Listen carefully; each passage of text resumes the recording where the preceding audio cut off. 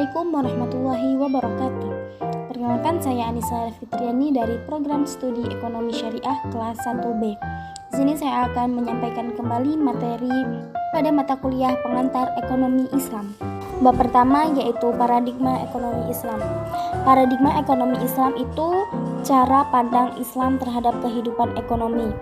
Islam itu memiliki cara pandang hidup yang didasarkan pada tauhid, yaitu yakin bahwa Allah sebagai pencipta, pengatur, dan pemilik segala sumber daya.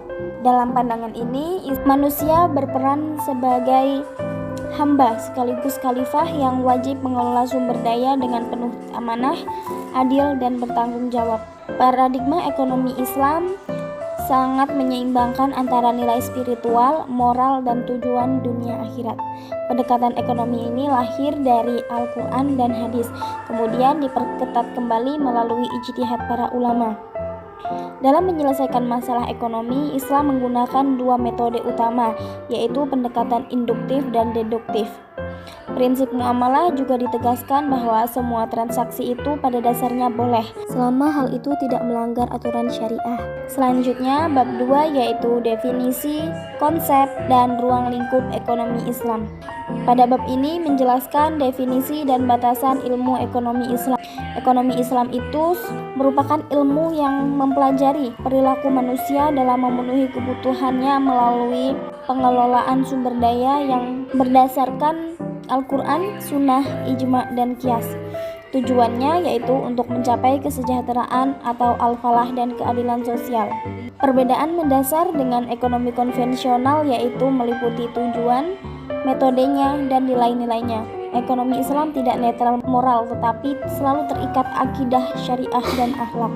Selanjutnya, bab 3 yaitu metodologi ekonomi Islam.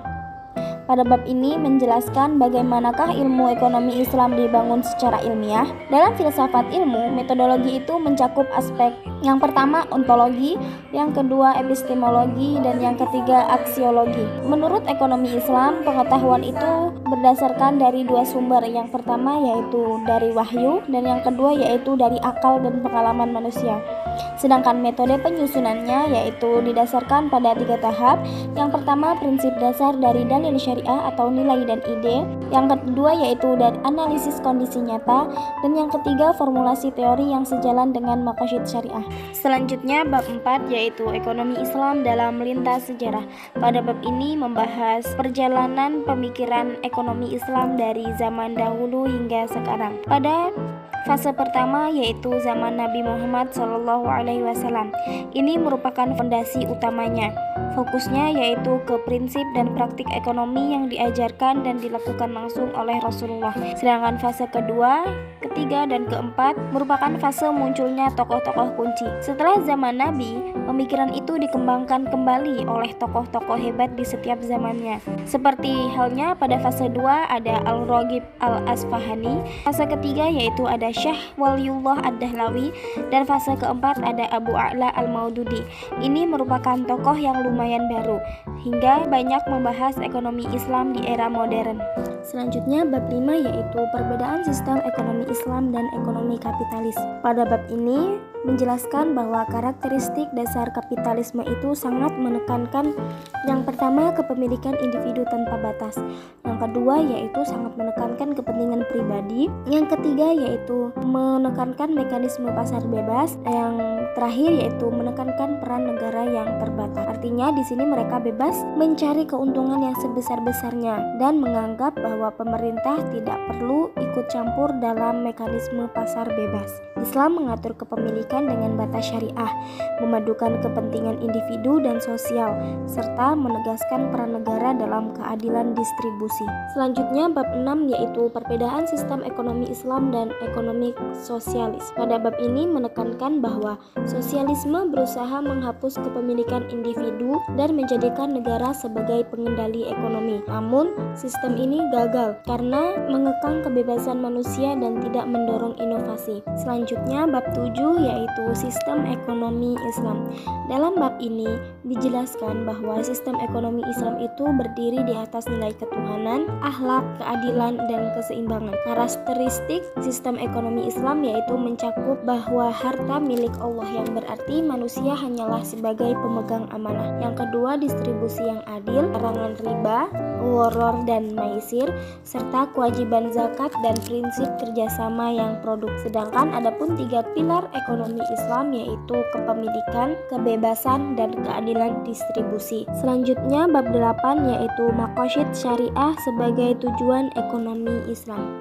Pada bab ini menjelaskan bahwa seluruh sistem ekonomi Islam itu harus mempunyai tujuan, yaitu mewujudkan maslahat melalui perlindungan agama, jiwa, akal, keturunan, dan harta. Maqasid syariah menjadi dasar penyusunan kebijakan fiskal, moneter, perbankan, zakat, dan seluruh aktivitas ekonomi. Contohnya yaitu berzakat untuk menjaga harta dan kesejahteraan, sedangkan larangan riba yaitu untuk menjaga keadilan, dan larangan gharar untuk menjaga keamanan transaksi. Yang selanjutnya yaitu bab 9 perilaku ekonomi dalam perspektif Islam. Pada bab ini membahas dari zaman Homo economicus yaitu sebutan untuk manusia pada masa ekonomi konvensional hingga karakteristik Homo ethicus yaitu pandangan Islam. Artinya manusia beraktivitas bukan hanya untuk mencari untung, tetapi juga harus ada etikanya atau akhlaknya. Bab ini mengubah cara pandang ekonomi yang awalnya hanya soal uang saja menjadi soal akhlak dan kebermanfaatan atau maslahah dalam setiap tindakan berbelanja dan berbisnis.